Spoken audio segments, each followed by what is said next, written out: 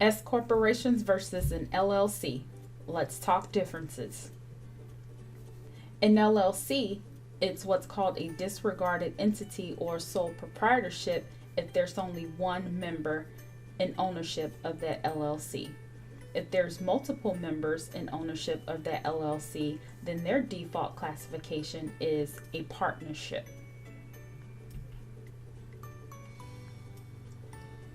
Tax filings. For an S corporation, they are responsible to file what's called an 1120S business tax return that's due March 15th of each year. LLCs, on the other hand, are responsible for filing a Schedule C on their personal tax return, Form 1040, which is due April 15th of every year. If an LLC has elected to be treated and taxed as a partnership, then that LLC will file Form 1065 due March 15th of each year.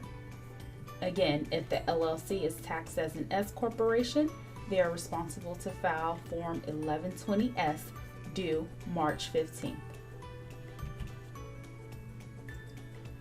Payroll requirements differ in S corporations versus LLCs. If you're an S corporation, the owners must take a reasonable compensation. And watch out for future videos where I explain what a reasonable compensation is. LLCs take distributions, no payroll. Owners or members of an LLC do not take payroll in the form of W-2 wages, only distributions from the company. Again, watch out for future videos where I explain the difference between a distribution and a wage as it relates to LLCs. Accounting. S corporations are held to a higher standard when it comes to accounting and tax preparation. A profit and loss and balance sheet at minimum is required to keep clean books for your S corporation. An LLC, on the other hand, the rules are a little bit more laxed. At minimum, have a profit and loss statement. Tax treatment. On the S corporation side, the shareholders are eligible for fringe benefits.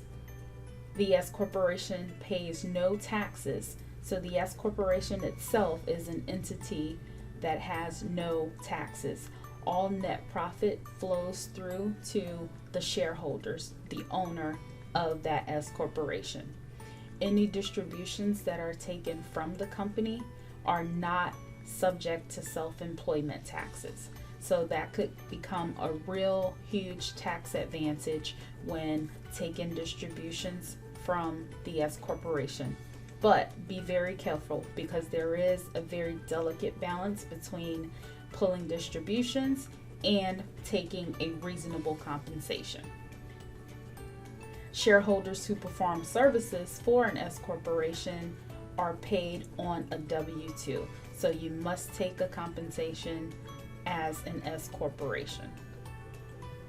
Your losses and your profit flow through to your personal tax return. At the end of the year, you get what's called a K-1 from that S corporation that you will file on your personal tax return. An LLC, generally fringe benefits are excluded as a deductible expense for the owners of that LLC, with the exception of health insurance. The owner is self-employed and pays self-employment taxes on the net profit of the business. And you're taxed on the profit for that year. So even if you didn't take the money out in distributions, you're still taxed on what you earned in that period. Any net profit or net loss from the business goes on Schedule C. Schedule C of your personal tax return, Form 1040. Both S corporations and LLCs are eligible for what's called a qualified business income deduction.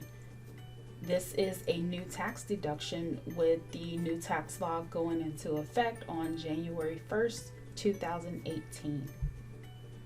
File Form 2553, election by a small business corporation by March 15th of the year that you would like it to take effect. So for example, if you want it to take effect in the year 2020, then file this form by March 15, 2020. There are certain requirements to be met in order to elect to be treated as an S corporation. Number 1, it has to be a domestic entity. Number 2, no more than 100 shareholders.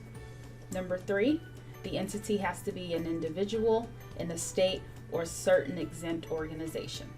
Number 4, no resident alien shareholders. Number 5, only one class of stock is permitted. Number 6, each shareholder must consent to the election of an S corporation. Making a mistake on Form 2553 could be very costly, and it could result in unforeseen tax consequences. So contact your CPA or your accountant to assist in the conversion. Thank you for watching my video. If you enjoyed the content, please share. Also, if you would like to hear any other content, please comment below and you just may see it in the next issue of What's Happening. If you would like to meet with us, please check us out on www.wats.biz/appointment. We're also on social media. You can find us on Instagram, Twitter, Facebook, and LinkedIn.